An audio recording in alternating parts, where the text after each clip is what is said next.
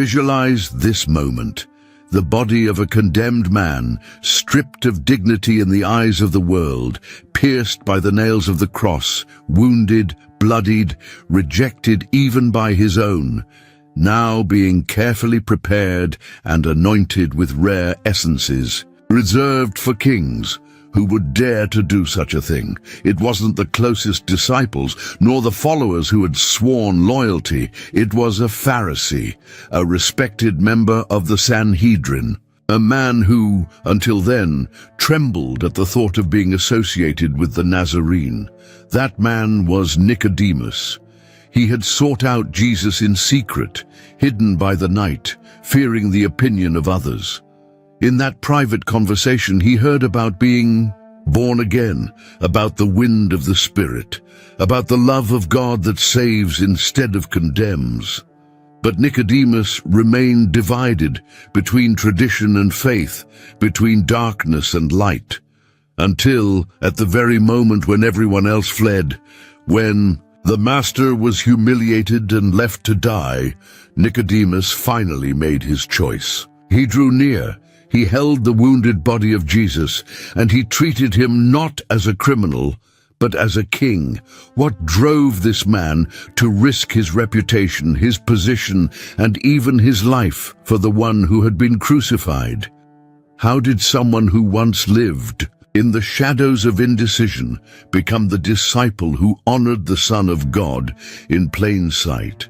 And what does his late decision teach us about faith, courage, and surrender?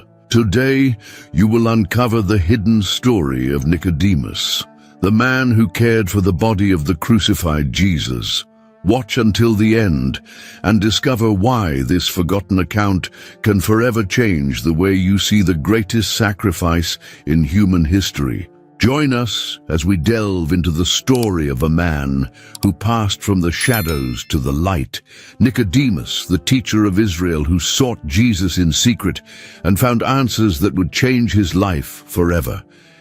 Prepare to see how one encounter can transform not just a man, but eternity.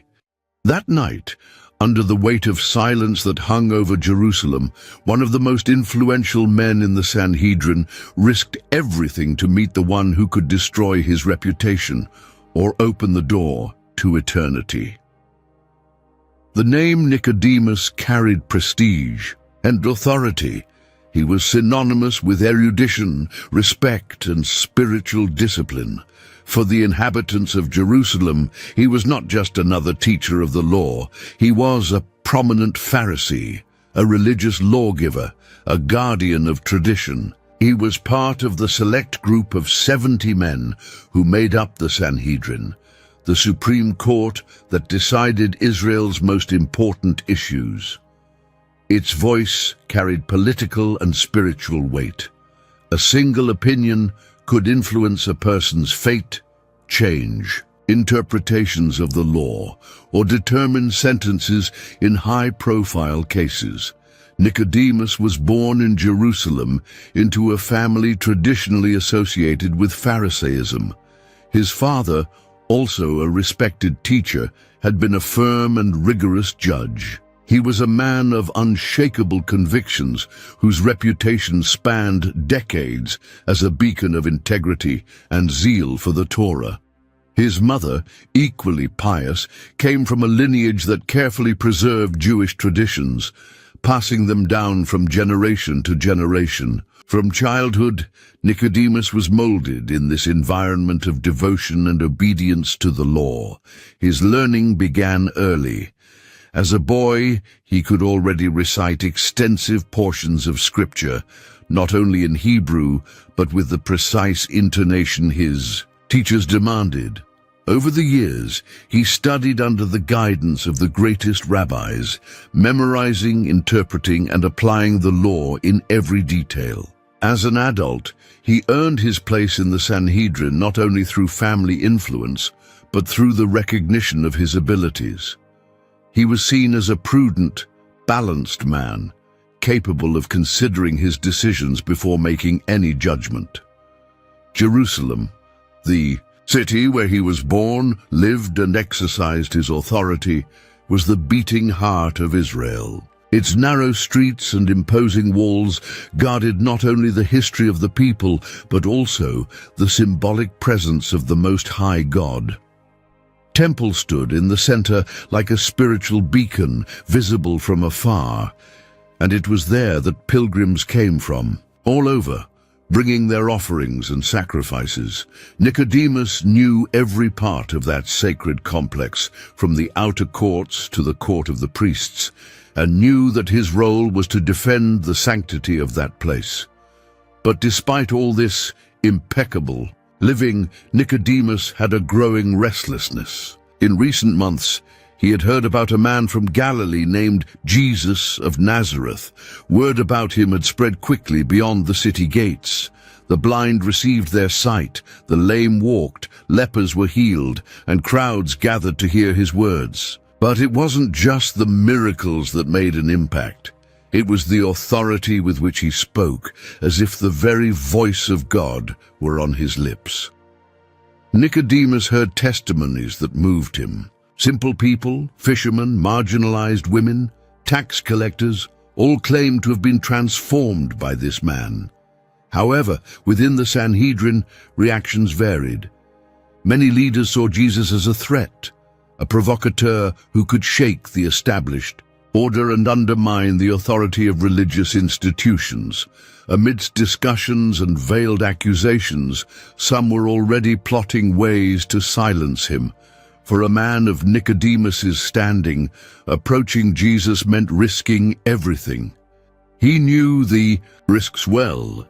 He would be seen as a traitor, as someone who had weakened the siege against the Nazarene. And yet, something inside him burned with the need to know more, to hear with his own ears, to look into the eyes of the one many called Rabbi. That night, as the city lay dormant under the cold glow of the moon, Nicodemus decided to act. He donned a dark cloak, covering his head so as not to be recognized, and left his house silently. Every step was calculated. He avoided the main streets and chose narrow, dark shortcuts, like a man who knows his presence must go unnoticed. The night air was cool, and the gentle breeze carried the scent of freshly baked bread from some distant oven. In the distance, the rhythmic footsteps of guards making their rounds could be heard. Jerusalem slept, but Nicodemus's heart was awake, pounding with the anxiety of a man about to cross an invisible border. When he finally reached the place where he believed he would find Jesus, he saw him in the shade of an olive tree. There were no crowds, no guards, no disciples around, just him, serene as if waiting for someone. Nicodemus felt a shiver run down his spine. He approached slowly until his eyes met Jesus's. In a low voice but full of sincerity, he said, "Rabbi, we know that you are a teacher who has come from God, for no one can perform these signs that you do unless God is with him." By using "we know" instead of "I know," Nicodemus was hinting that he was not alone in his perception. There were other leaders, perhaps even within the Sanhedrin, who recognized this man's divine origins. But his words also revealed something else. A fissure was beginning to open in the wall of religious certainty that had surrounded him his entire life. He didn't know it yet, but he was about to hear something that wouldn't just answer his questions, would destroy and rebuild their entire understanding of God, life, and the kingdom of heaven. But Jesus' answer that night would change his life forever. The night was calm, and the silence that enveloped the garden seemed to carry something sacred. Moonlight filtered through the olive tree leaves, casting soft shadows on the earthen floor. Nicodemus still felt the weight of his own words lingering. In the air, the recognition that Jesus was from God. But what he heard next shook the very foundations of his understanding. Jesus, with a calm look and a firm voice, answered bluntly, "Very truly I tell you, unless one is born again, He cannot see the kingdom of God. For a moment, Nicodemus blinked, almost incomprehensible. Born again. The phrase sounded strange, impossible. He was a teacher of the law, deeply versed in the scriptures, and he had never heard anything like it. His thoughts raced through ancient texts, prophecies, and interpretations, trying to find some precedent for those words, but nothing fit. "How can a man be born when he is old?" he asked, feeling like a student faced with a riddle that demolished all known logic. Can he perhaps return to his mother's womb and be born again? Jesus did not look away. There was a calm about him that did not come from the habit of teaching, but from someone who spoke with absolute authority over what he said. "Truly, truly, I say to you, unless one is born of water and the Spirit, he cannot enter the kingdom of God. That which is born of the flesh is flesh, and that which is born of the Spirit is spirit. Do not marvel that I said to you, you must be born again." The words hung in the air, penetrating deeply, as if seeking not only Nicodemus's mind, but his heart. He was well acquainted with the rites of purification with water, the ceremonial washings, the rules for presenting oneself pure before God. But Jesus spoke of something beyond the visible, of an internal transformation that did not depend on temples, offerings, or sacrifices. Nicodemus felt a crack open within him. All his life, he had believed that faithfulness to the law and strict obedience to the commandments were the way to please God. But Jesus was pointing to a reality that could not be achieved through human effort, but through a mysterious act of God's own Spirit. "How can this be?" he asked, his voice no longer holding its original firmness. He no longer spoke as a judge or a teacher, but as a naked man faced with a mystery he did not understand. Jesus then used a simple image, but one that carried the weight of an eternal revelation. The wind blows where it wishes, and you hear its sound, but you do not know where it comes from or where it is going. So it is with everyone who is born of the Spirit. Nicodemus was silent. He could feel the gentle wind passing through the trees at that moment, touching his face. The wind couldn't be seen, but its effects were clear. It stirred the leaves, cooled the air, changed the environment. This, Jesus said, was the action of the Spirit in a person's life, invisible to the eye, but real and transformative. For a Pharisee accustomed to measuring spirituality by visible works, this was disconcerting. Nicodemus felt as if a wall built over decades was beginning to crumble. If the kingdom of God depended on this new birth that could not be brought about by rituals, then the entire system he knew needed to be rethought. His mind was waging a battle. On the one hand, everything in his formation told him that righteousness came from strict obedience to the law. On the other, Jesus' words revealed that true entry into the kingdom was tied to something that could not be bought, earned, or deserved, only received. The silence between them wasn't empty. It was charged with spiritual weight. Nicodemus felt as if he were standing on the edge of an abyss, staring into a reality he'd never considered. And the more he looked, the more he realized he couldn't cross with the baggage he carried, traditions, titles, certainties. There was a silent appeal in Jesus' words. It wasn't just an invitation to understand, it was a call to surrender. But surrender meant admitting that all his prestige and knowledge weren't enough to enter the kingdom of God. This required humility, and humility required breaking the pride he didn't even know he possessed.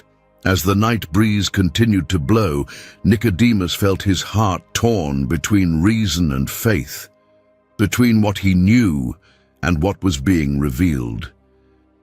He was faced with a choice he didn't yet fully understand, but which he knew was decisive. But how can you believe in something that defies all logic? Nicodemus was still processing the words about being born again when Jesus inclined his head slightly, fixing him with a gaze that seemed to pierce not only his thoughts, but also his most hidden motivations. The night breeze still blew, carrying the distant scent of earth and olive trees, but now the air between them seemed charged with a silent tension. "You are a teacher of Israel, and yet you do not understand these things," Jesus asked without irony, but with a firmness that made Nicodemus feel the weight of every syllable. That sentence struck home. Nicodemus had always been recognized as a beacon of wisdom and knowledge of the law. From a young age, he had sat at the feet of the most respected rabbis, memorized every detail of Scripture, debated with renowned teachers, and, over the years, became a thought leader in the Sanhedrin. When difficult questions arose, he was the one they turned to. He was the one who explained, interpreted, and brought light to obscure passages. But now, faced with this Galilean, he felt like a schoolboy barely familiar with the alphabet. Jesus' question didn't sound like an insult, but like a mirror, a painful reflection that exposed an undeniable fact. Despite all his knowledge, he didn't understand the essence of the kingdom of God. Jesus continued, his voice calm but firm. "Truly, truly, I tell you, we speak of what we know, and we testify to what we have seen, and you do not accept our testimony.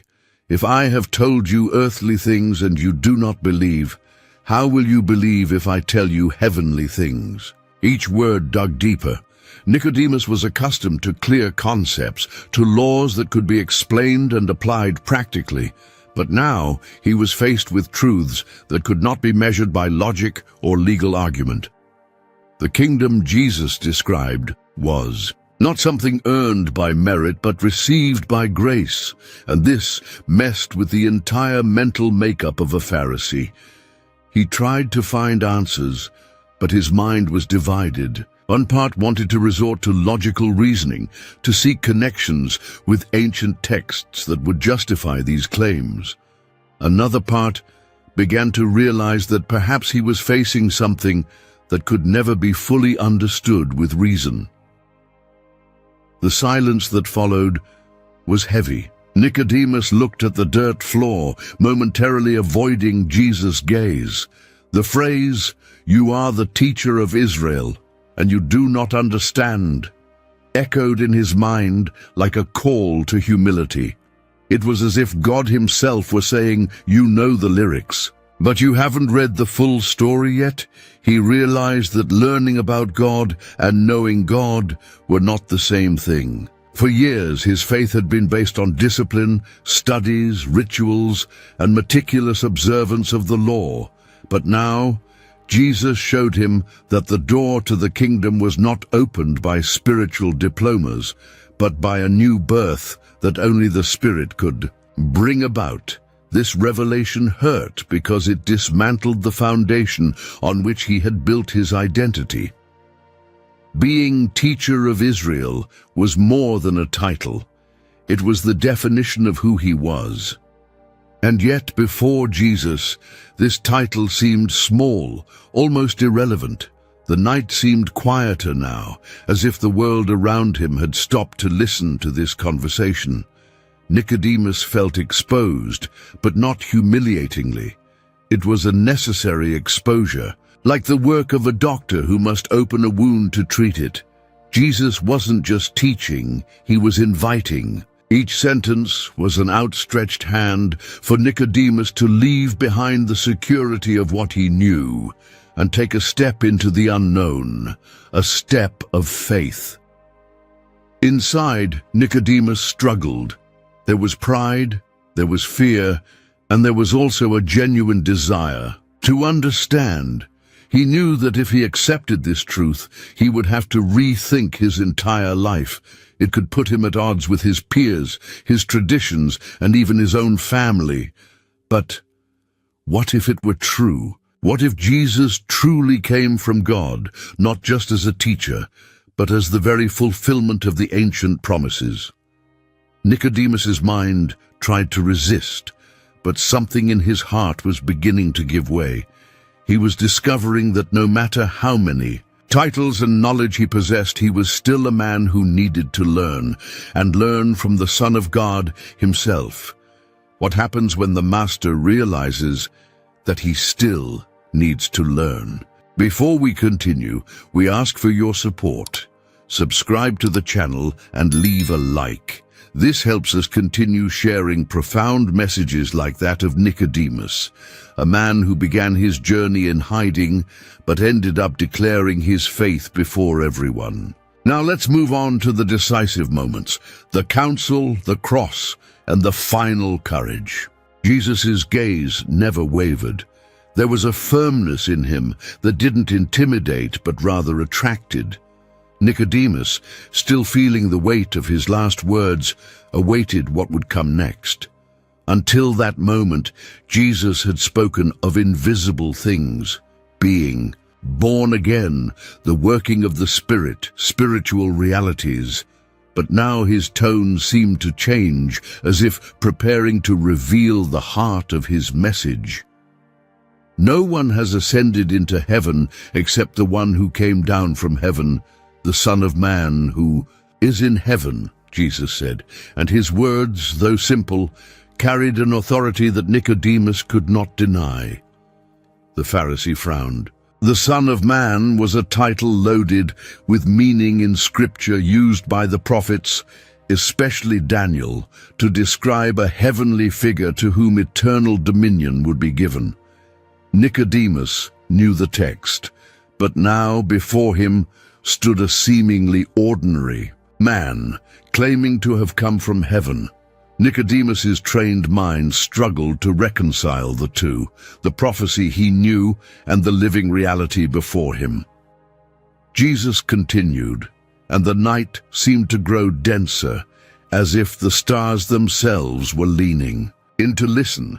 And as Moses lifted up the serpent in the wilderness, even so must the Son of Man be lifted up, that whoever believes in him should not perish, but have eternal life. The image was clear in Nicodemus's mind. He knew that passage from Numbers. The people of Israel, rebelling and murmuring against God, were struck by poisonous serpents in the desert. Many died until Moses, guided by God, made a bronze serpent and raised it on a pole. Anyone bitten simply had to look at the raised serpent to be healed. A simple act of faith. Look and live. Now, Jesus was saying that he himself would be lifted up in the same way. He didn't explain the details yet, but Nicodemus understood there was a parallel. Just as the people in the desert looked to something lifted up and were saved from physical death, so too there would be a time when, to escape spiritual death, they would need to look to the Son of Man. And then came the phrase that would change the meaning of everything Nicodemus knew. For God so loved the world that he gave his only begotten Son, that whoever believes in him should not perish, but have everlasting life. For God sent not his Son into the world to condemn the world, but that the world through him might be saved. Nicodemus was barely breathing. This was unlike any preaching he had ever heard. He was accustomed to hearing that God loved Israel, his chosen people. But Jesus spoke of the world, all without distinction. And he spoke of a love so great that it led God to give what was most precious to him, his own Son. What struck him most was the contrast. He, a Pharisee, had spent his life teaching that obedience to the law was the key to not perishing, but Jesus said that the key was believe it wasn't about deserving, but about trusting. It wasn't about fulfilling rituals, but about surrendering to a love that came from heaven and touched the earth. The words, "not to condemn, but to save," resonated loudly. Nicodemus knew that the image of God many held was that of a severe judge, ready to punish. But Jesus presented a God whose central desire was to rescue, to heal, to bring back to life. As Jesus spoke, Nicodemus began to realize that he was standing before the very heart of what he called the kingdom of God. It was not a kingdom built by the sword, political influence, or strict adherence to rules. It was a kingdom inaugurated by sacrificial love, sustained by grace, open to all who would believe. The Pharisee felt the weight of this revelation. On the one hand, it was liberating. If salvation depended on faith and not works, then even the most sinful could enter the kingdom. On the other, it was challenging. If this were true, the entire religious system he knew would need to be rethought. He looked at Jesus, trying to imagine what it would be like for the Son of Man to be lifted up. He didn't understand all the details, but Jesus' expression indicated that this moment was already determined, like an urgent mission. Deep down, Nicodemus knew. He was hearing something that would never be forgotten. These words would echo within him long after that night, challenging him, troubling him, calling him to a decision. But listening is not the same as surrendering to faith. Night fell like a thick veil over Jerusalem. But in the small garden where the two men were talking, something luminous seemed to grow with each sentence. Nicodemus, motionless, was no longer the same man who had arrived there hidden. His breath was shallower, and his eyes, once confident, now wavered between reverence and fear. Jesus spoke, and each word not only explained, it wounded and healed at the same time. "Whoever believes in the Son is not condemned," he said, with the serenity of one who affirms what is eternal.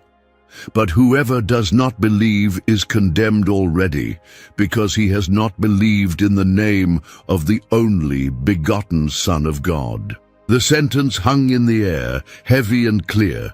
Condemnation not as an arbitrary decree, but as the consequence of a refusal. Nicodemus felt the weight of the word, believe. It wasn't just agreeing with ideas, it was surrendering, shifting the center of trust from one's own merit to the person of the Son. A Pharisee could spend his entire life reciting truths and still live without faith. That insight burned like a coal. Jesus continued, and the exposition became more cutting. "And this is the condemnation. The light came into the world, and men loved more darkness than the light because their deeds were evil. For everyone who does evil hates the light and does not come to the light, lest their deeds should be exposed.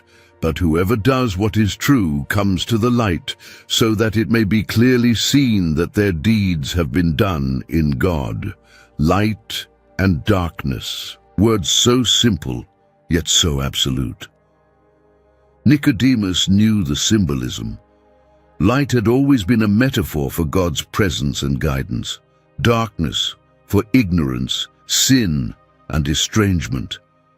But now the light had a face, a voice, a name. The light stood before him. He swallowed hard. The echo of those words found within him corridors he hadn't even known existed. Men loved darkness rather than light.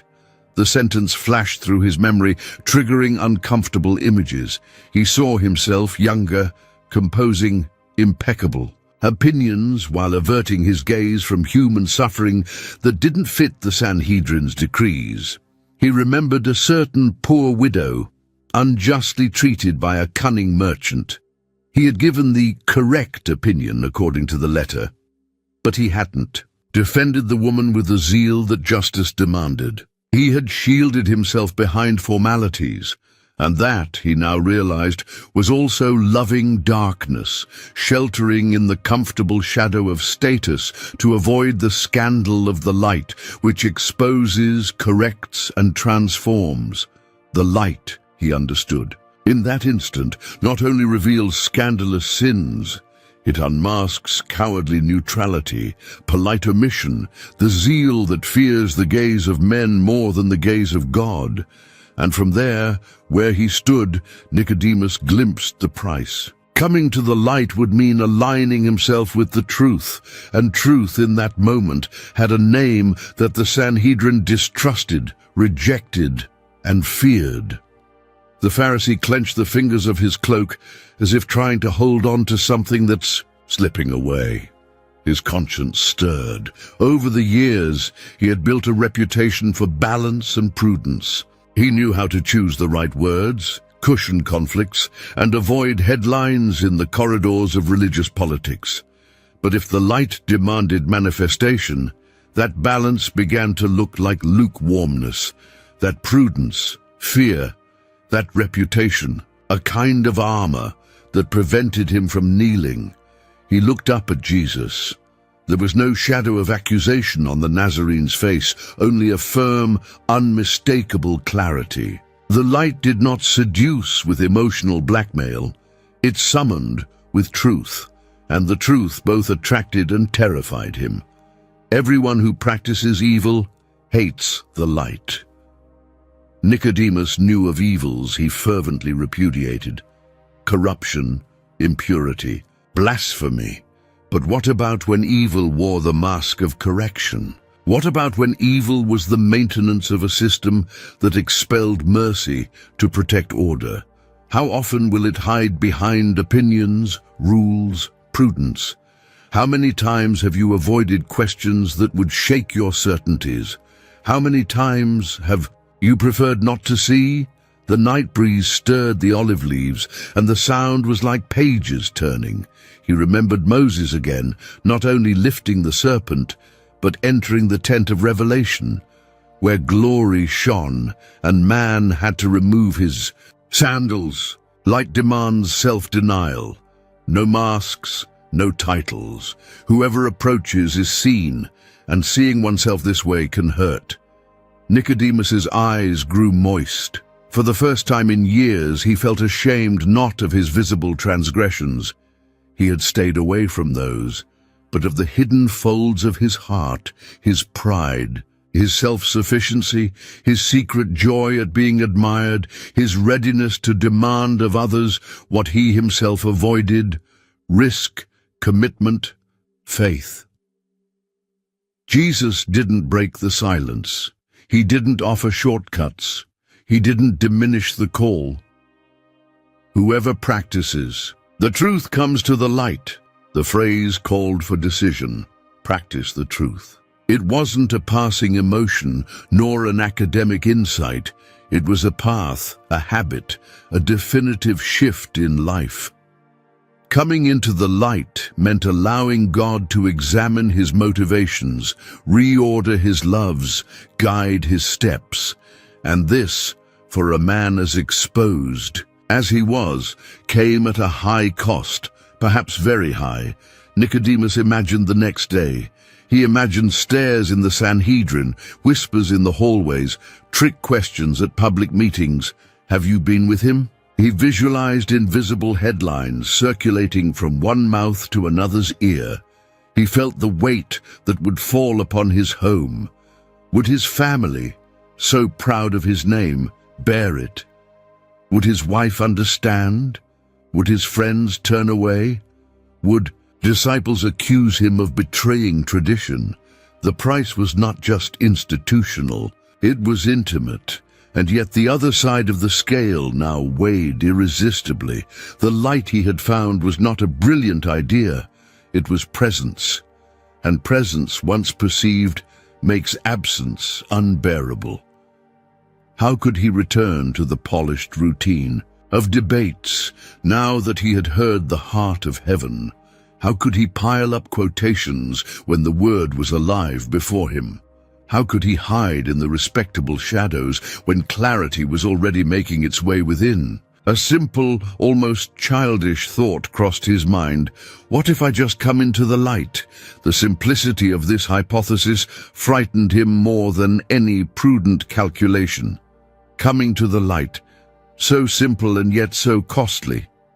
He thought of the poor who had run to Jesus without contracts, the sick who had reached out without guarantees, the sinners who had cried without intermediaries. And there, where he had always prided himself on filtering everything, he realized that perhaps God was asking for something that children understand before doctors. Trust.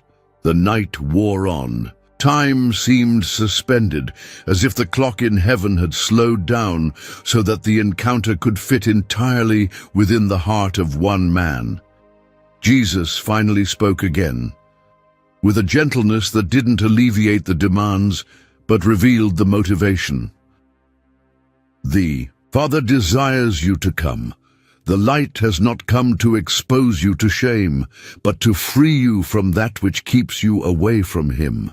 The phrase, though not recorded in any scroll, landed on Nicodemus as a promise. The Father desired it. The light desired it. The invitation was not born of contempt, but of love. A love that calls by name, not to humiliate, but to heal. Still, the price remained. Coming meant leaving something, perhaps a lot, behind. He took a deep breath. The old habit of weighing every consequence returned for a moment, like an instinct that refused to die. But something, silently, had already slipped from control. How could he explain to himself that remaining in the shadows now would be a way of wasting away? How could he convince his own chest to live without air after taking its first true breath? In the garden, the wind blew once more. It wasn't strong, but it moved everything that could be moved. Leaves, dust, memories, resistance. Nicodemus realized that the wind didn't ask permission to exist.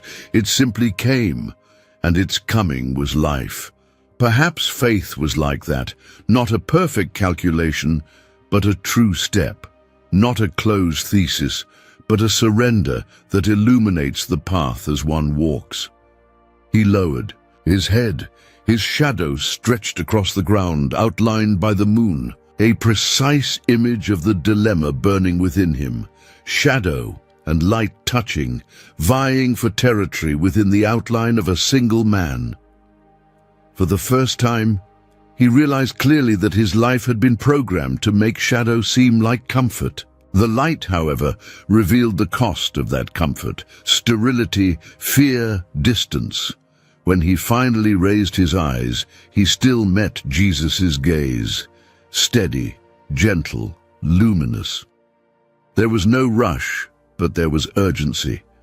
There was no pressure, but there was truth. The light didn't demand spectacle, it demanded decision. A decision that would begin there silently, but that sooner or later would reveal itself to the world. The garden seemed small compared to the magnitude of what was at stake. Nicodemus felt like someone who senses the shifting wind before a storm, that nothing would ever be the same again. The price of light was before him, inevitable, non-negotiable. And the question, now as much his own as the words that provoked it, could no longer be postponed.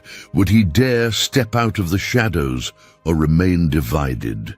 The following days passed like a slow, heavy river, and Nicodemus couldn't shake from his mind the night he had met Jesus. Words about being born again, about the Son of Man raised up, about the light that demands decision, came back in waves, invading unexpected moments. He tried to follow his routine, attend the Sanhedrin meetings, maintain his posture as a respected teacher, but deep inside, something no longer fit. In the assemblies, while others discussed interpretations of the Law or the risks of keeping Jesus free among the people, Nicodemus remained quieter than usual. He listened attentively, weighing every word his colleagues said. Some spoke of Jesus with scorn, others with anger, a few with caution. And he, with what voice could he speak? His heart could no longer treat him merely as a controversial teacher. What he had heard that night no longer fit into the cold framework of political and religious debates. In the silence of his own home, he paced back and forth, feeling caught between two worlds. On one side, the security of his position in the Sanhedrin, the honor of his family, the stability that allowed him to wield influence. On the other, his nascent faith, fragile but alive, pushing him toward something greater and riskier. He remembered the words, "Whoever practices truth comes to the light." And as he repeated them, he felt a weight. Coming to the light meant being seen, and being seen meant being questioned, and being questioned could mean being rejected. The dilemma grew. During the day, he maintained a serene countenance, participated in collective prayers, and listened to and commented on the scriptures with his usual authority. But in the early hours of the morning, when everything fell silent, he would once again feel that living presence of his conversation with Jesus. It was as if, between one day and the next, there was a void that only his voice could fill, and yet he did not seek him again, not for lack of desire but for fear. A part of him argued that he needed more time, more prudence, more preparation before exposing himself. Another part, silent but insistent, said that the time spent waiting. To obey is also time spent resisting. He began to realize a kind of painful irony. He had spent his entire life teaching people to recognize God's signs. And now, when the clearest sign was before him, he hesitated. His own words and lessons were coming back as witnesses against him. In the Sanhedrin, rumors about Jesus grew. Reports of miracles multiplied, and the crowds grew ever larger. For some members, this was proof that he needed to be contained. For others, it was a political danger, as Rome frowned upon popular movements. Nicodemus heard everything, and each attack against Jesus made him want to intervene. But he didn't. His silence there was like an internal battlefield. On one side, the desire to defend him, on the other, the fear of becoming a target along with him. And this silence began to take on a life of its own. It wasn't just an absence of speech. It was a constant weight, like a secret demanding to be revealed, but one fears exposing. The more he remained silent, the more he realized his silence was becoming a choice, not just a precaution. In the synagogue, as he listened to readings from the prophets, he felt as if each passage touched him personally. Isaiah speaking of light, for the nations, Jeremiah calling for a new heart, Ezekiel describing the life-giving spirit. Everything seemed to point back to the man he had encountered in the silent night. The connection was inescapable, and yet too dangerous to admit aloud. Privately, his wife noticed the change. He spoke less, seemed distracted, and sometimes stared off into the distance, as if trying to see something only he could see. But Nicodemus didn't share what was happening, perhaps out of protection, perhaps out of fear of not being understood. The silence, which had once been a shield, was beginning to feel like a prison. He heard his colleagues talk about Jesus as if he were just a problem to be solved, and each time he felt a pang. He knew that, in part, this hatred stemmed from the same source as his former pride, the fear of losing control. Deep down, Nicodemus could no longer deny that he believed, even if he couldn't define it all. But believing without action is like holding a flame hidden in your pocket. It burns from within, and sooner or later it will either go out or catch fire. Gradually, the dilemma was no longer just between light and darkness, but between faith and omission. An ancient verse echoed in his memory, "Let all flesh be silent before the Lord." But he was beginning to realize another hard truth.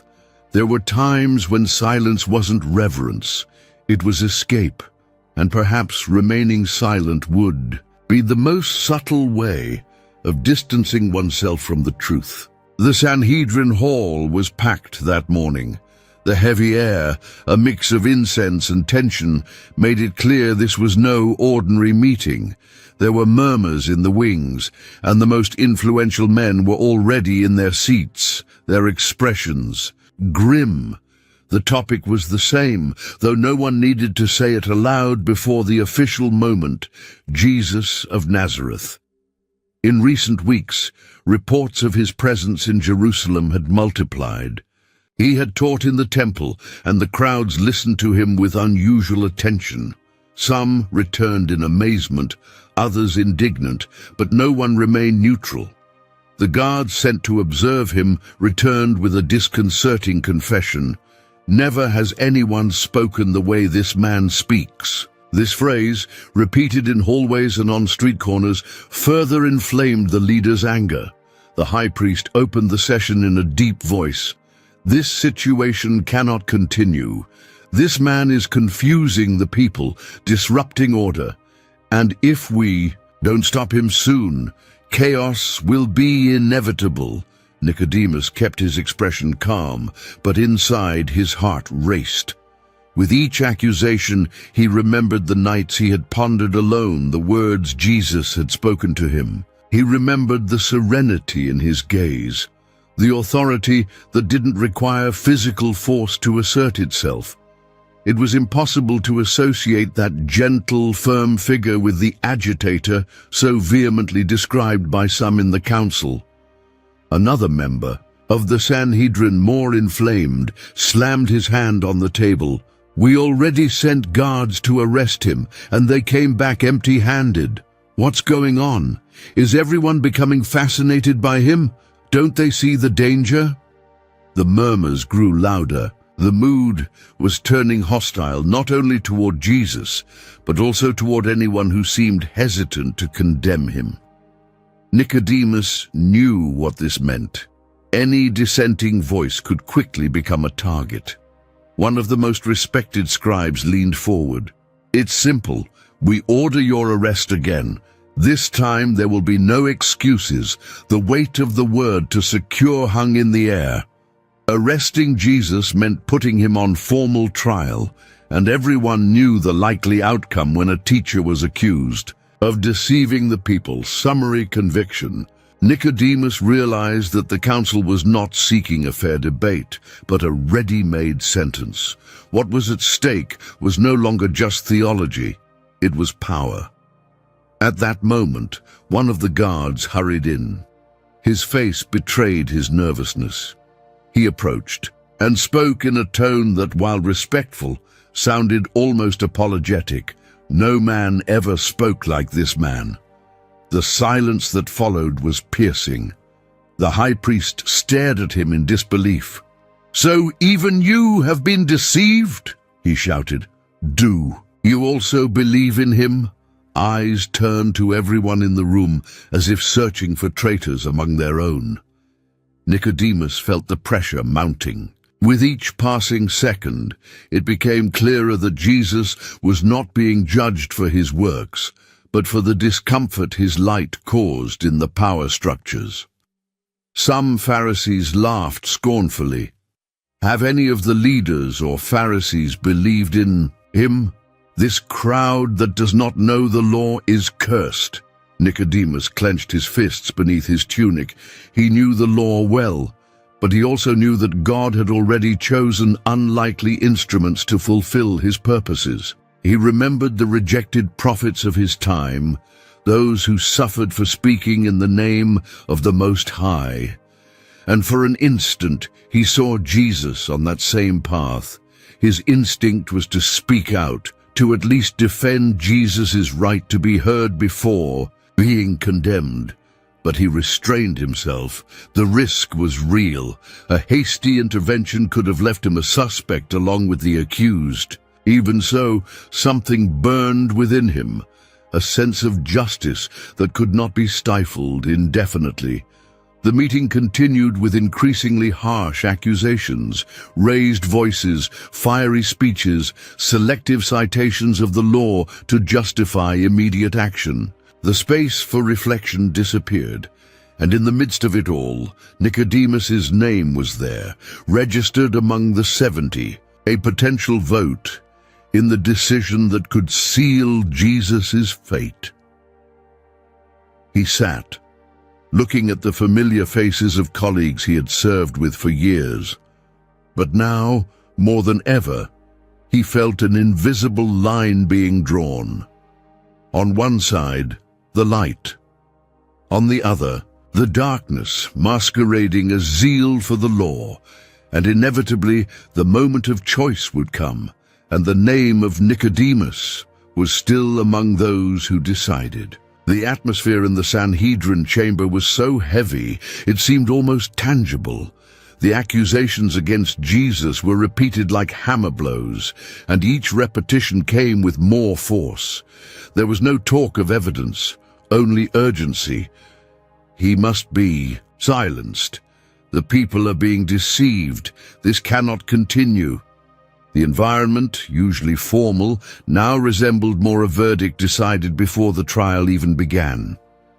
Nicodemus watched in silence. But inside, every phrase of condemnation was like a stone, hurled not only at Jesus, but also at everything he himself was beginning to believe.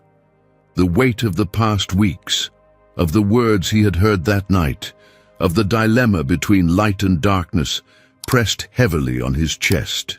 The silence that had once been his shield was now becoming unbearable. One of the most influential members rose and declared firmly, "We need no more time.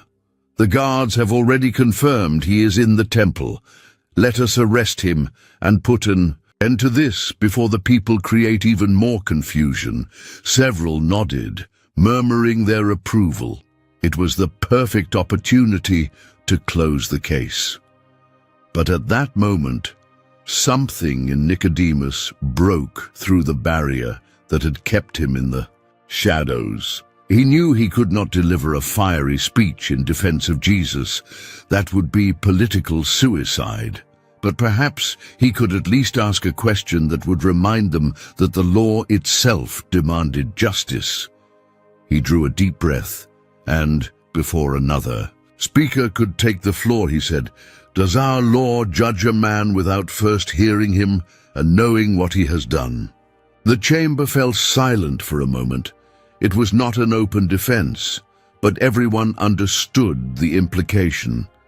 He was not declaring that Jesus was innocent.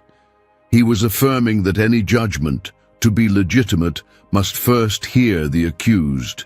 It was a fine but clear line between neutrality and defense. Some exchanged uneasy glances, others, irritated, frowned. The silence did not last long. A Pharisee from the strictest faction leaned forward, his tone dripping with scorn. "Are you from Galilee as well? Search and see that no prophet arises from Galilee." The phrase was more than a reply. It was an attempt to discredit Nicodemus, to place him under suspicion. Among them, being associated with Galilee was not just a matter of geography, it was nearly an insult. Galilee, in the view of many, was a place of simple folk, lacking the sophistication or the religious purity of Jerusalem's elite. The veiled accusation was clear. If Nicodemus spoke this way, perhaps he was secretly aligned with that Galilean. Murmurs grew louder, some laughed with derision, others shook their heads as if to say, "Another one who has been deceived." Nicodemus felt the heat rise to his face, but did not avert his gaze. He knew that, practically speaking, his intervention would not change the final decision. But for himself, that moment was a turning point. He had chosen to break the silence, even if subtly, and he had done so before the most powerful men of Israel. Deep down, he understood the risk. A simple question could become evidence against him in the future. A poorly interpreted phrase could cost him allies, stain his name, put his position in jeopardy. But he also knew that saying nothing would be a betrayal of his own conscience. The Sanhedrin resumed the rhythm of their discussions. Nicodemus leaned slightly back in his seat, but not to rest. It was the posture of a man who knows that from that moment on, he will be under scrutiny. He had not delivered an impassioned speech, but he had left his mark on that session. And for some there, that was already more than enough to consider him dangerous, because sometimes even a question can be far too dangerous. The echo of Nicodemus's question, "Does our law judge a man without first hearing him?" still hung in the air when the answer came like a blade. "Are you also from Galilee? Search, and you will see that no prophet arises from Galilee." The tone wasn't just one of legal challenge. It was ridiculous, full of mockery and contempt. There was a clear intention in that sentence, to isolate him, to brand him as someone out of step with the religious elite. It was more than a theological attack. It was a personal blow. The room filled with muffled murmurs, suppressed laughter, and sidelong glances. Nicodemus felt each of them, as if they were invisible stones thrown at him. Among these men, all teachers of the law and figures of authority, respect was the most valuable currency. Being the target of public mockery was like having one's credibility stripped away in front of one's peers. He tried to keep his expression calm, but something ached inside. It wasn't just the weight of the words, it was the silent reminder that, for many years, he had been one of them, not just in position but in mindset. How many times had he himself looked with disdain at a colleague who seemed to be defending an unpopular point? How many times had he used sarcasm as a weapon to win an argument? Now he was on the other side, and the blade he had once wielded so deftly was cutting into his own flesh. The contempt was calculated. By associating him with Galilee, they were not only pointing out a supposed lapse in judgment, but also questioning his origins, his discernment, his loyalty. Among Jerusalem's religious aristocracy, Galilee was seen as a place of ignorance and ritual impurity, a territory of rustic faith and coarse language. To be from Galilee meant, in their eyes, being unsophisticated, lacking the purity of the holy capital. Nicodemus knew the mechanism well. This was how the Sanhedrin crushed dissent, not through lengthy debates, but through quick labels that killed any reputation. He felt the blow, but even more, he realized that the real intention was not to convince him of error, it was to intimidate him into backing down. He looked at the faces surrounding him. Some avoided his gaze, not out of contempt, but out of fear of being identified as allies. Others stared directly at him, as if challenging him to respond. The atmosphere was no longer that of an impartial assembly, but rather that of a tribunal that had already chosen its verdict before hearing the parties. Within him, two voices clashed. The first was that of self-preservation, whispering, "Back off. Don't expose yourself any further. Let others burn in this fire." This voice reminded him of his family, his prestige, and the doors that would be closed forever if he were seen as a follower of Jesus. It painted a bleak future.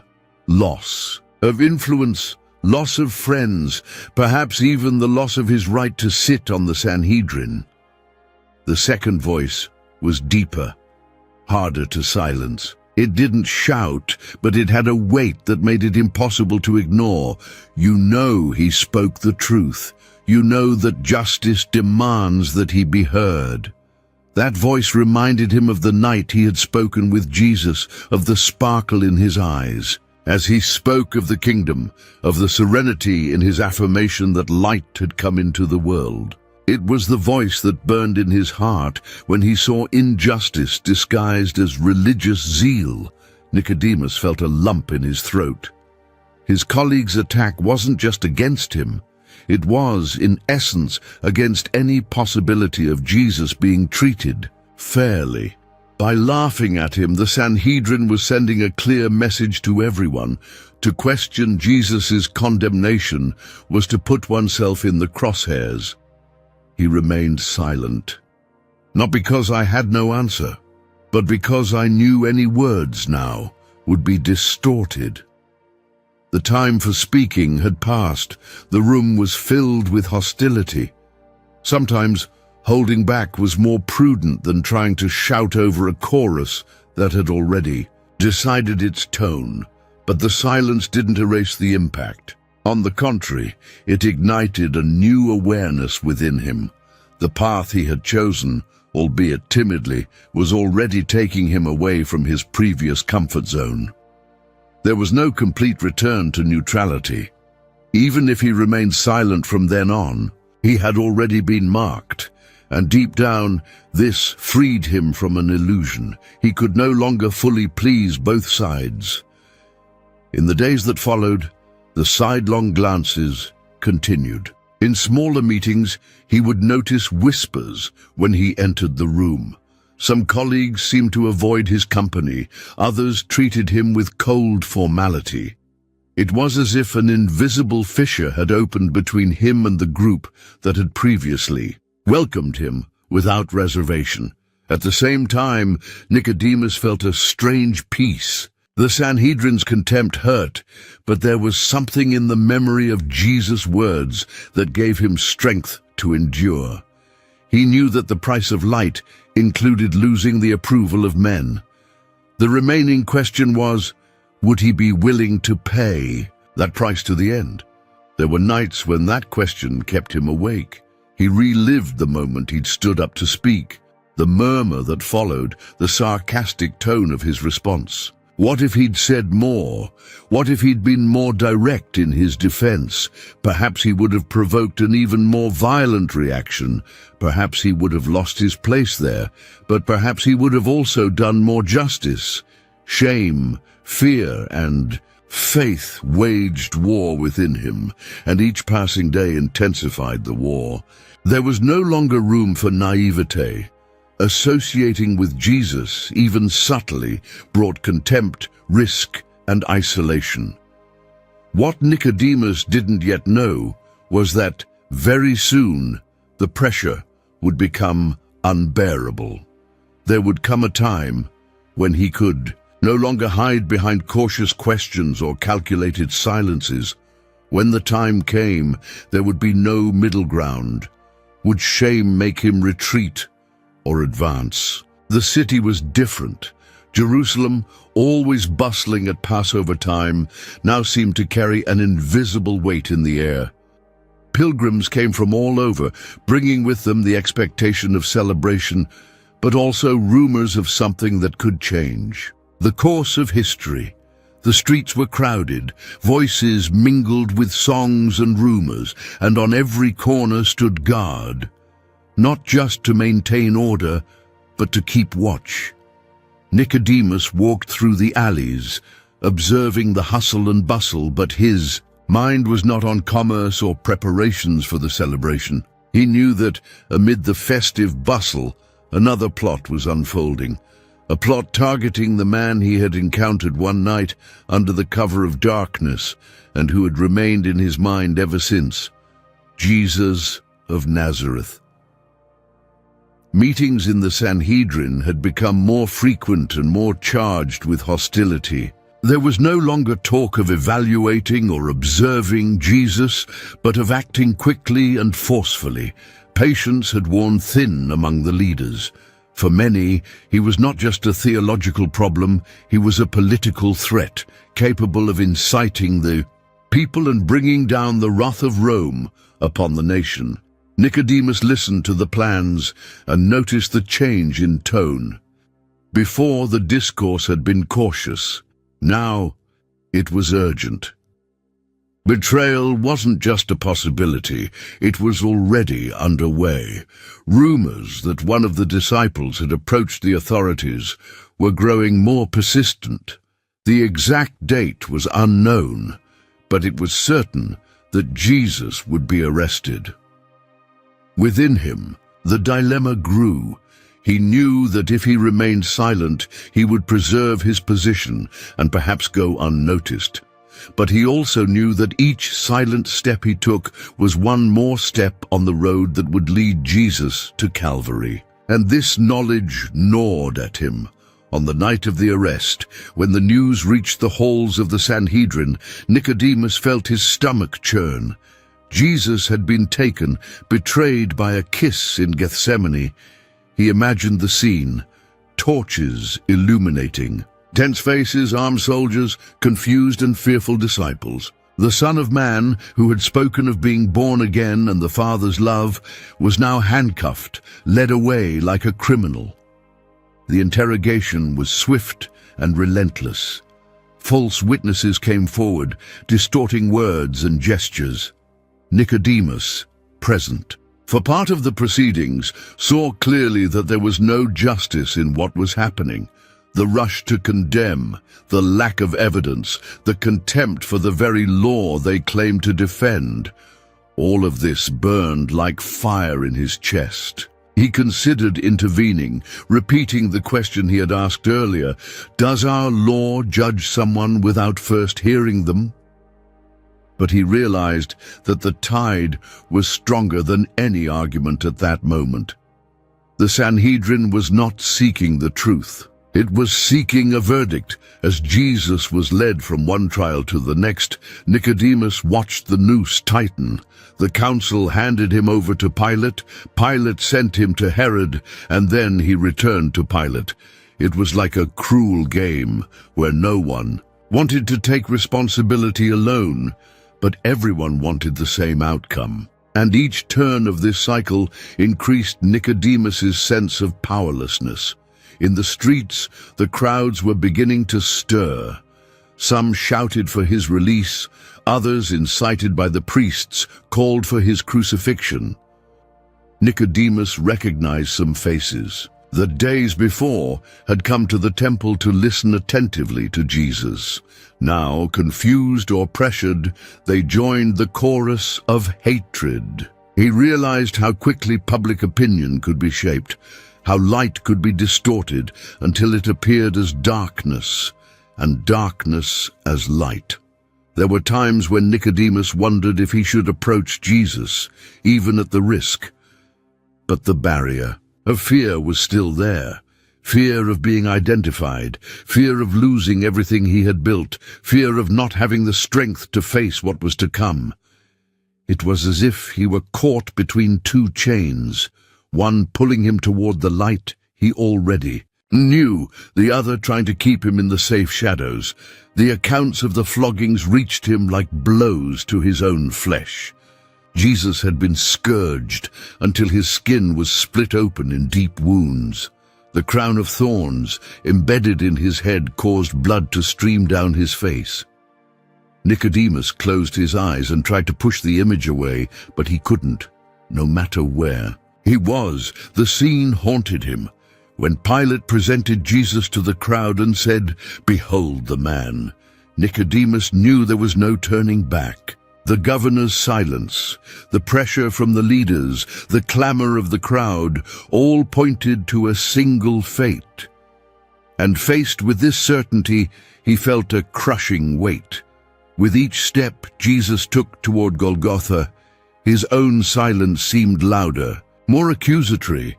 It was a strange feeling, being on the inside of the decisions, having access to behind-the-scenes scenes, and at the same time feeling like a spectator, powerless to change the plot.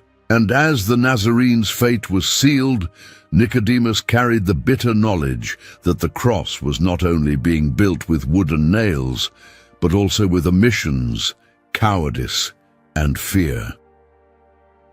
The day of the crucifixion approached, and with it a silent question that wouldn't give him rest. How long can the heart endure without acting? The courtyard where the trial was taking place was lit by torches, casting flickering shadows on the stone walls. The smell of smoke mingled with that of burning wood and the humid early morning air.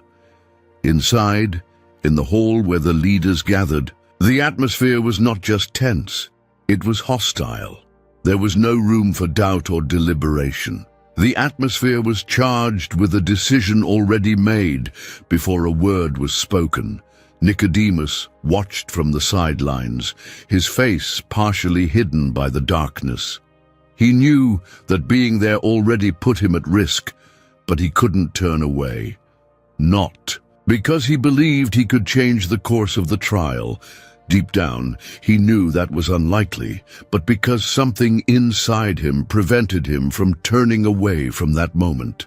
It was as if his own soul were witnessing it. In the center, Jesus stood. His hands were bound, and his face bore the marks of the first abuses he had suffered in prison. Yet, his posture was erect, and his gaze steady. There was no fear in those eyes, no panic, no desperation, only a calm that in itself was a silent indictment of this entire theater of justice. The high priest began the interrogation. "I asked your disciples and the people who heard you, what do you teach?" His voice was sharp, charged with intent. It wasn't about seeking clarification, it was about setting a trap, extracting a sentence that could be twisted and used as a formal accusation. Jesus answered simply, "I have spoken openly to the world.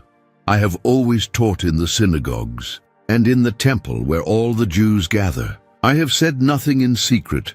Why do you ask me? Ask those who heard what I said. They know what I said." The clarity of his response reverberated throughout the room. Jesus didn't resort to evasion. He didn't try to protect himself. He confronted the court with its own duty, to hear real witnesses. It was, in fact, an implicit challenge to the legitimacy of that trial.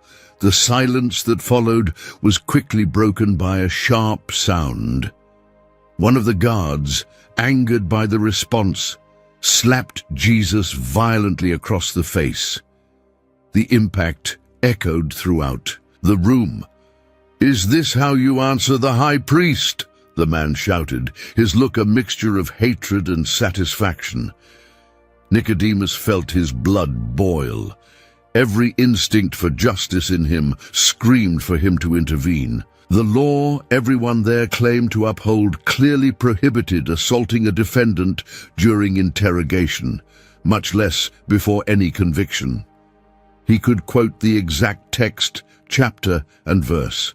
He could expose the illegality before everyone. He could, in that moment, be the voice that would stop the abuse, but he didn't speak. Jesus, his face marked by the blow, responded to the guard with the same serenity. "If I have spoken evil, bear witness to the evil. But if I have spoken well, why? Do you strike me?" The words hung in the air like a weight. There was no shouting, no insults, just the truth spoken with impossible calm, and that calm cut deeper than any flammable defense could. But for the Sanhedrin, that wasn't enough. They didn't want to be convinced. They wanted a justification to carry out the decision they already held in their hearts. Nicodemus remained motionless. Inside, he was waging a silent battle. His mind screamed that this was an illegal trial, that the rush to condemn was violating every principle they had sworn to uphold. His heart begged him to stand up, to use his position and at least demand due process, but his lips remained sealed. The weight of the silence was almost physical. He felt as if he were betraying not only Jesus, but also everything he had learned about justice since childhood. And yet, fear spoke loudly. Fear of losing his seat in the Sanhedrin, fear of being associated with the accused, fear of dragging his family into disgrace. He knew that if he took a step now, there would be no turning back. His reputation, built over decades, would be destroyed in a matter of days. As the trial progressed, false witnesses took turns, each offering a different and inconsistent version. It was obvious there was no solid case, but no one seemed willing to admit it. The urgency to condemn overrode any desire to hear the truth. Nicodemus realized, with bitterness, that they were not just judging a man. They were judging truth, itself incarnate, and they were deciding against it. Jesus was led away for another stage of the process, and Nicodemus remained behind. He watched as he left, surrounded by guards, the torchlight reflecting off the ropes, binding his hands. That vision was etched in his mind with painful clarity. He knew that from now on, he could no longer plead ignorance. He could not say he hadn't seen. He could not pretend he hadn't understood. When the room emptied, Nicodemus still stood in the same spot, his fingers clenched on the armrest as if bracing himself against sinking. Outside, the night continued its course, but inside, time seemed to have stopped. He sensed that it wasn't just Jesus on trial that night. He himself was on trial, his character, his courage, his faithfulness, and the question became more and more unbearable. Was his reputation worth more, or his soul? The sun was high, but the light seemed strange that day. Jerusalem's dry air carried a stifling heat, mixed with a sense of foreboding that hung heavy over the city. From early morning, rumors had been circulating through the streets. Jesus of Nazareth was being taken to be crucified.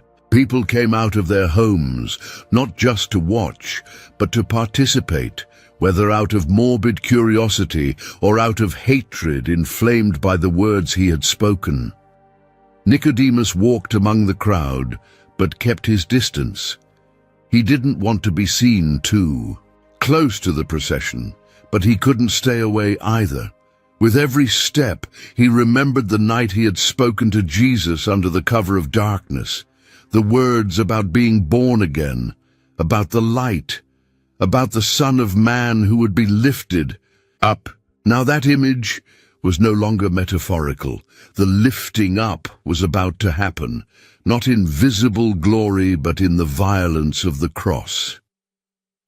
On the way to Calvary, Jesus carried the horizontal part of the cross, the heavy wood that pressed him to the ground. His body was already wounded from the scourging. His skin, marked by cuts and bruises, revealed the brutality to which he had been subjected. The crown of thorns remained embedded in his head, blood streaming down his face and mixing with the sweat and dust of the road. Nicodemus saw him stumble and fall, crushed by the weight. An impatient Roman soldier pulled a man from the common people, Simon of Cyrene, to help him carry the cross. The procession moved on, each meter seeming heavier than the last. Women wept by the roadside, some jeered, others shouted insults. Nicodemus recognized some of the voices. They were the same ones that days before had extolled Jesus as he entered the city. The contrast struck him like a fresh wound. The volatility of human approval was cruel. When they reached the place called Golgotha, a hill of bare stone, the execution began with disturbing efficiency. The Roman soldiers were experienced, and their movements were almost automatic.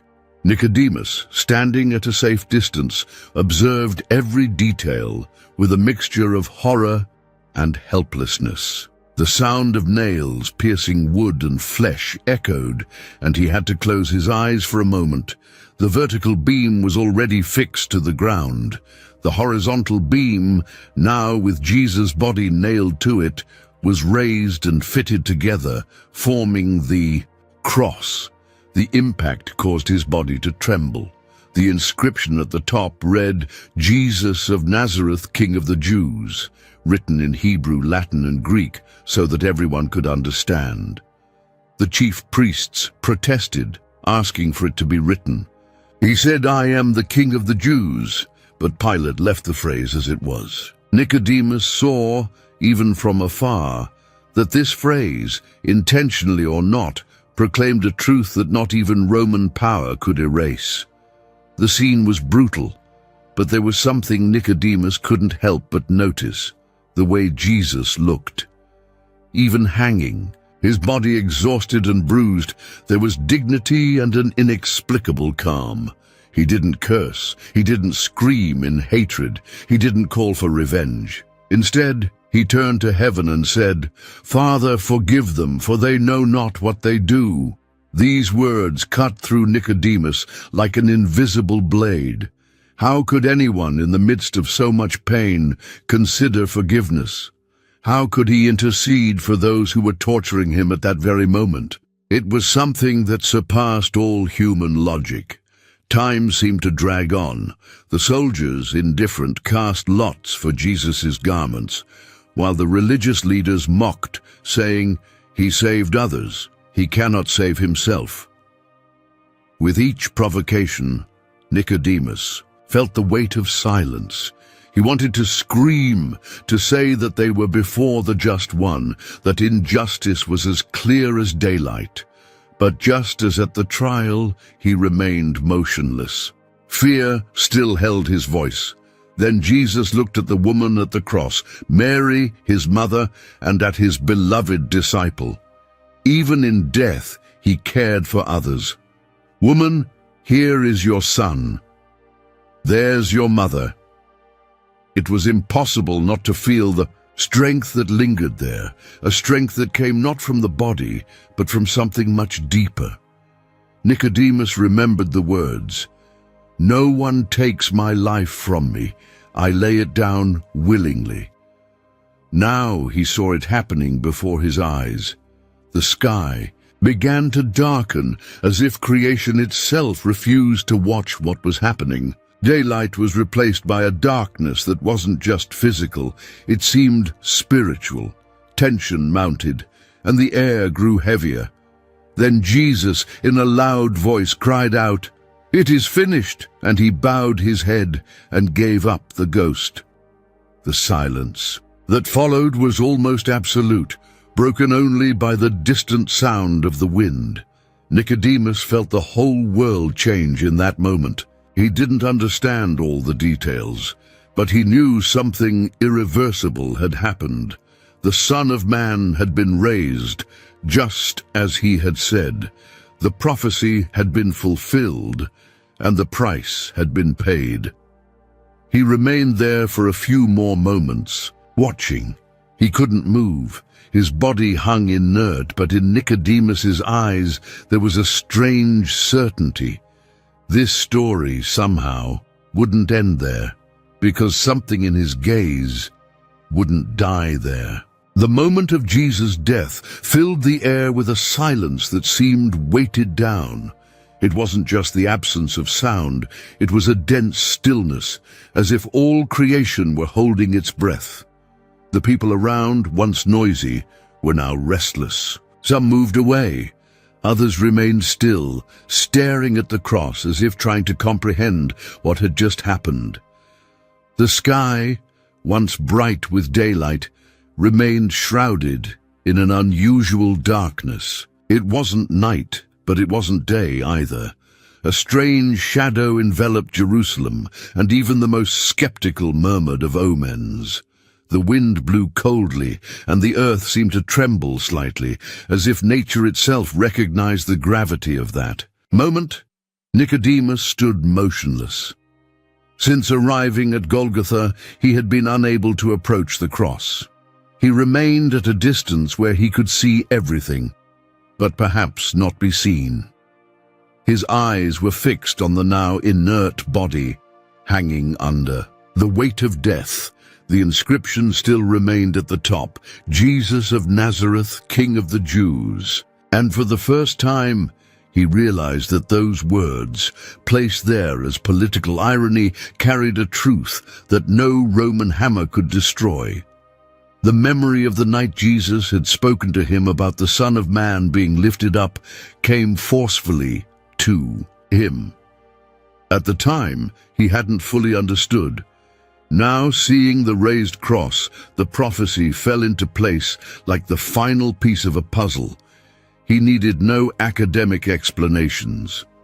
What was before his eyes was the fulfillment, and he had said nothing. Around them, the soldiers were already dismantling part of the scene. Some still took turns guarding the bodies. Others attended to the mechanical routine that accompanied each execution. The women, Mary, the mother of Jesus, Mary Magdalene and others, stood nearby, weeping silently or with stifled sobs. A few disciples were there, hidden among the crowd, watching from afar. The Roman centurion, a man hardened by years of service, looked at the cross with a changed expression. When he finally spoke, his voice sounded more like a confession than a report. Truly, this man was the Son of God. Nicodemus heard it as if it were the last possible sentence. A Gentile, a foreign soldier, had managed to say aloud what he, the teacher of Israel, had not had the courage to say. The sentence echoed within him like an accusation, not against his faith alone, but against his inaction. The minutes dragged by. The cold seemed to intensify despite the hour. Nicodemus didn't just feel the change in the weather, he felt an inner emptiness, as if the opportunity to speak had passed forever. He mentally reviewed every moment he had been in the Sanhedrin, every chance to intercede, every instant he could have stood up and said something. And in all those moments, what had he said? Nothing. His reputation remained intact. He was still a respected member of the board, still held status, still had his place guaranteed at meetings. But now he realized that all of this was tarnished by a complicit silence. He also realized that reputation before men was a useless weight compared to conscience before God.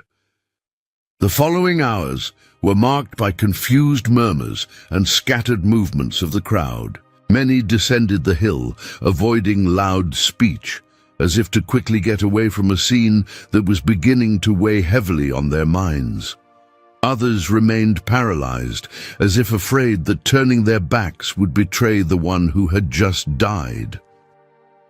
Nicodemus remained, not because I couldn't leave, but because I couldn't. His feet seemed rooted to the ground. He knew something had to be done, but he didn't know exactly what.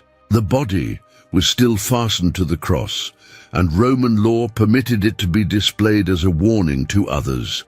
The image of the Son of Man there, exposed to the wind and dust, sank ever deeper into his heart. In his mind, Jesus' words echoed not as a distant memory, but as a living voice.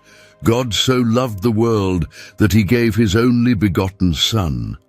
He finally understood that he was facing the consummation of this love. But he also understood that this love demanded a response.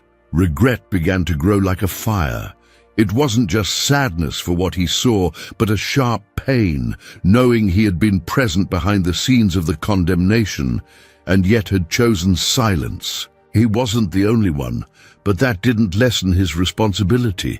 The omission was his own. As Jesus' body remained suspended, the weight of what had happened fell upon him like a stone.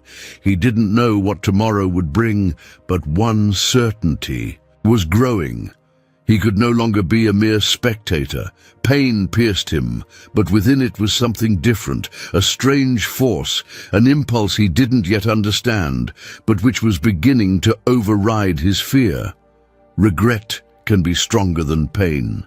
Jesus' body was still hanging on the cross when the movement on Golgotha began to change.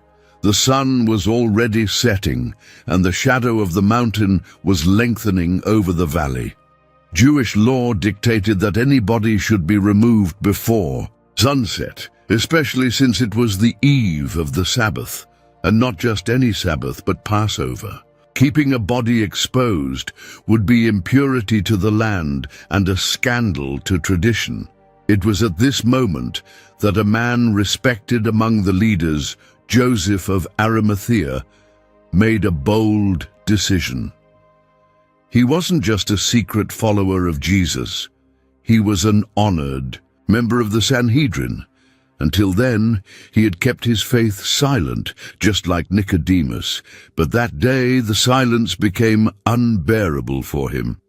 As many dispersed, Joseph left the mountain and walked steadily to the praetorium, the official residence of Pontius Pilate. It was a dangerous gesture. Asking for the body of someone condemned to the cross could be interpreted as complicity or approval of his teachings. Still, Joseph entered. His voice didn't waver as he made the request. "I want permission to remove and bury the body of Jesus of Nazareth." Pilate, surprised by this boldness, confirmed whether Jesus was already dead. He sent for a centurion to verify. The answer came quickly. Yes, he was dead. Pilate then granted permission. Joseph of Arimathea left with an official document in hand, but with something more: the certainty that he had crossed an invisible line, ceasing to be a spectator and becoming part of history. The news reached Nicodemus's ears while he was still on Golgotha. He had been watching from afar the movement of the soldiers and the small crowds that had formed around the cross. Upon learning that Joseph had obtained permission to remove the body, something stirred within him. For a moment, he considered whether he should remain an observer. After all, his presence was unnecessary. Joseph had already exposed himself, but almost without realizing it, his feet began to move. Nicodemus didn't want to just watch that final moment. He remembered every word he had heard from Jesus and felt he needed to honor him somehow. If he hadn't had the courage to defend him in life, at least he could care for his body in death. He walked away for a moment and came back carrying something that caught the attention of those who saw him pass, a mixture of myrrh and aloe, about 34 kilos. It was no small sum. It was a quantity used only in the most noble burials, intended for kings, princes, or great men. Myrrh, with its sweet, deep scent, and aloe, with its woody aroma, would be used to embalm the body and slow decomposition. It was a gesture of honor, but also a silent declaration. In Nicodemus's eyes, Jesus was no criminal. He was worthy of being treated like royalty. The scene that unfolded was unique. Two respected members of the Sanhedrin, previously discreet in their faith, now standing together before the cross. Joseph brought the authorization to remove the body. Nicodemus, the precious aromas. The soldiers, accustomed to quick executions and unceremonious burials, watched with curiosity. It was rare for anyone to request the body of a condemned man, and even rarer for it to be prepared with such care. Reverently they approached. The task was not simple. Removing a nailed body required strength and precision. Joseph and Nicodemus worked side by side, assisted by a few servants. The sound of nails being pulled from the wood echoed in the heavy silence. Jesus' body was carefully lowered, and Nicodemus received it in his arms, along with Joseph. It was impossible not to notice the marks. the shoulders burned by the friction of the cross, the face swollen from the blows, the side pierced by the spear, from which a trickle of blood mixed with water still flowed. Nicodemus could not hold back his tears. As he wiped away some of the blood and dust with the cloth, he remembered that this body had borne, in Jesus' own words, the weight of the world's sin. There, none of them spoke much. The silence was not of fear, but of reverence. Nicodemus's hands, accustomed to handling scrolls and pointing out lines of the law to disciples, were now stained with the blood of Jesus. And instead of revulsion, he felt a strange privilege, as if he were worthy to touch the most sacred. Joseph's tomb was in a nearby garden, carved into the rock, new, never used.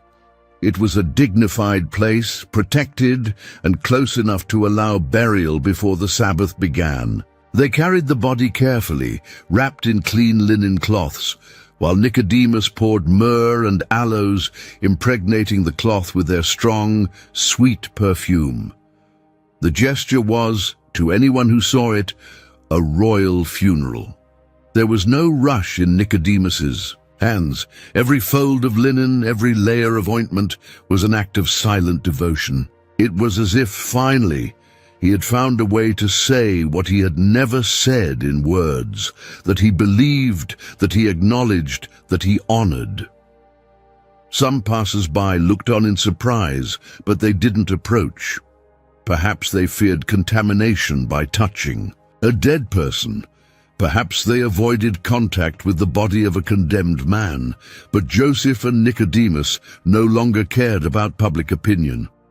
Entering the tomb, they felt the cool air and the soft echo of the stone walls. They placed the body on the stone intended to receive the dead and adjusted the linens. The perfume filled the small space, mingling with the silence. Nicodemus stood still for a moment, staring into Jesus' face.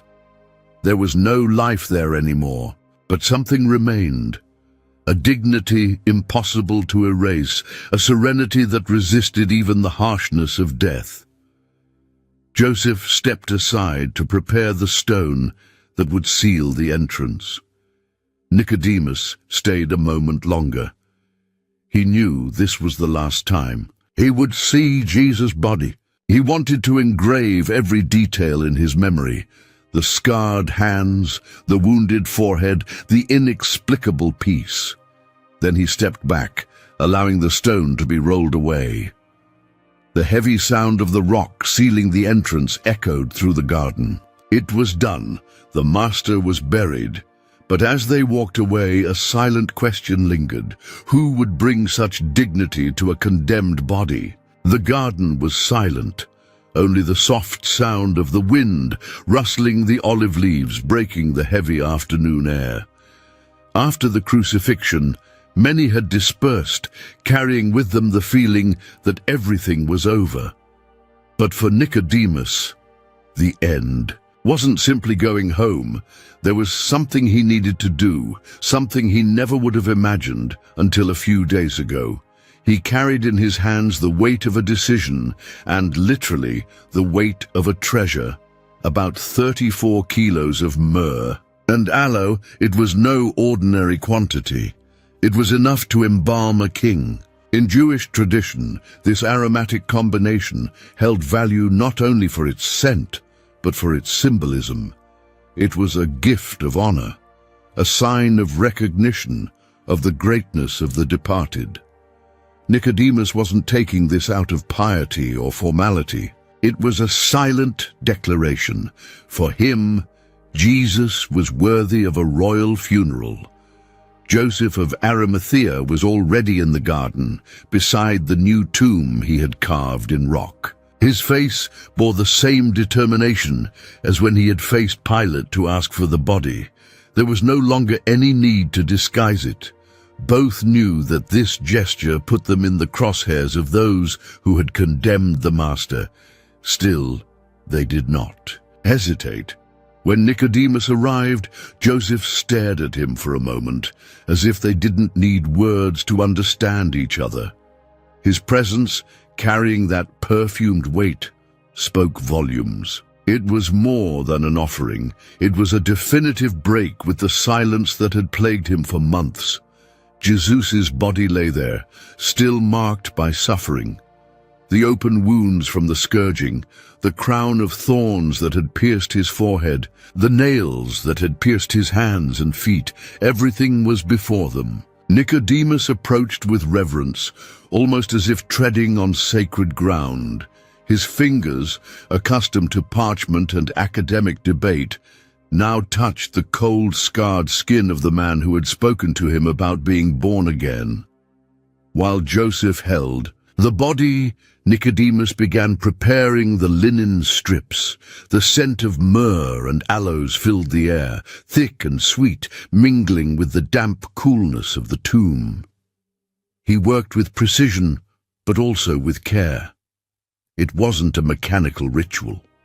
Each fold of the cloth, each application of perfume, was done as if in silent prayer. There was no rush. The world outside might be bustling with its preparations for Easter, but in that small stone space, time seemed suspended. The light streaming through the opening illuminated Jesus' face, now serene, free from the tension of pain. Nicodemus draped the linen over his shoulders, covering the wounds, wrapping the body respectfully. At times he had to stop, not because of physical exhaustion, but because tears blurred his vision.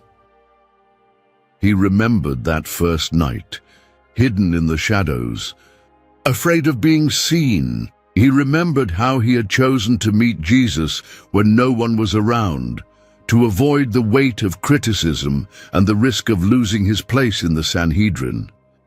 Now, he was there, in the light of day, in an act for all to see. And strangely, he felt no fear.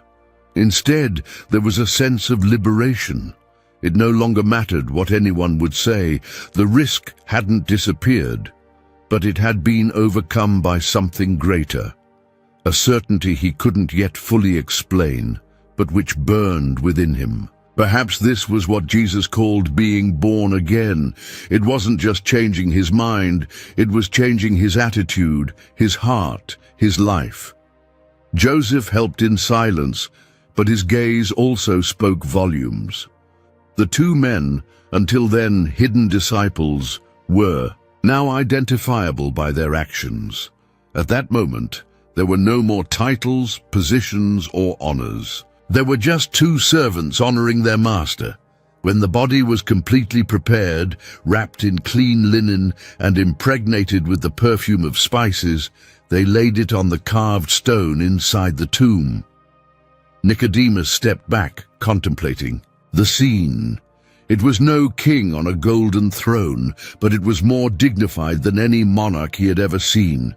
The scent of myrrh and aloes would linger in the stone for days, perhaps weeks. Anyone who entered would smell the perfume before even seeing the body. And for Nicodemus, that aroma would become inseparable from the memory of Jesus. A reminder that even in death there was beauty, dignity, and promise. As Joseph positioned himself to close the entrance with the large stone, Nicodemus stood watching. He had come to the master as a curious man, secretly seeking answers. Now he was leaving as one exposing himself publicly to honor him. What had once been a secret had now become a visible act, and in that gesture, Nicodemus knew his secret was not just courage, it was living faith. Centuries passed, empires rose and fell, languages changed, borders were redrawn. But the story of a Pharisee who encountered Jesus on a silent night and ended up honoring him in the light of day continues to span generations. Today, when we look at Nicodemus, It's impossible not to notice the contrast between the beginning and end of his journey. He began in the shadows, guarding his reputation and fearing the consequences of being seen alongside the Master. But he ended in front of everyone, touching Jesus' body, carrying aromas worthy of a king, and burying him with honor when many had fled. Life is not measured by just the first step, but by the last. And in that final step, Nicodemus chose faith over fear, honor over convenience. He reminds us that God does not despise the heart that seeks him, even if it begins timidly or hesitantly. Courage is not the absence of fear, it is acting in spite of it, driven by something greater, the certainty that the one we follow is worthy of all. The silence that had previously imprisoned him was broken not by fiery speeches, but by concrete actions. When the time came, Nicodemus needed no spotlight or applause. His faith spoke through his hands, through the weight he carried, through the care with which he treated the Savior's body. The lesson is clear, no matter how weak your faith seems. At first, what God honors is the decision to finish faithfully. Perhaps you began with doubts, fears, and uncertain steps. Perhaps you avoided exposing yourself for fear of criticism or loss. But if at any point you surrender and act in favor of truth, heaven recognizes and records this act. Nicodemus proves that God is able to transform a wavering heart into a courageous one. And more than that, he shows that God honors those who believe, even at the last moment, because in the end, it's not human opinions that determine our eternal worth. It's God's gaze upon us. And he sees with absolute clarity every movement of faith, every act of surrender, every silent choice made out of love for his Son. Whoever approaches Jesus, even in secret, will be remembered forever. If this story spoke to your heart, 2 other videos will appear on your screen featuring biblical characters who also had life-changing encounters with Jesus. Click, subscribe to the channel, and leave a like. May the God who gave Nicodemus the courage to step out of the shadows and honor the body of Christ strengthen your faith as well, because sometimes the greatest act of love happens at the last moment.